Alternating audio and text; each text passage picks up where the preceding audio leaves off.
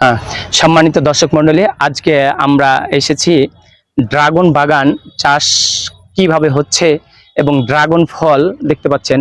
এই যে ড্রাগন ফল কত সুন্দরভাবে চাষ হচ্ছে। ড্রাগন এই চাষ খুব বেশি না, আপনি চেষ্টা করলে বাড়িতে করতে পারবেন, ছাদের উপর করতে পারবেন, তারপরে জমিতে করতে পারবেন। দেখেন যে একটা ড্রাগন গাছে কত ড্রাগন ধরে আছে।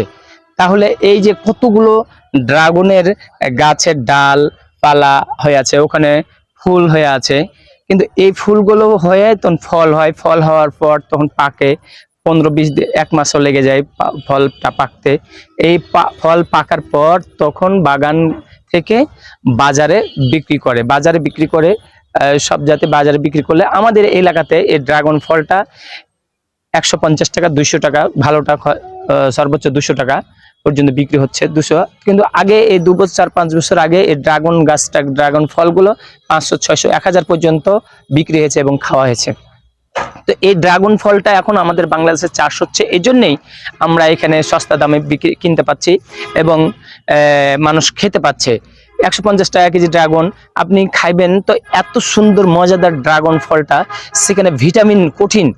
আপনি ড্রাগন ফলটা পেড়ে খুললেন, খোলার পর তখন আপনি কাটবেন, কেটে খাবেন, আর ভিতরে দেখবেন যে লাল টকটকে, ভিতরে মনে হচ্ছে কালো জিরার মতন পায়েস, জান্নাতের ফল যে একটা পাওয়া যায়।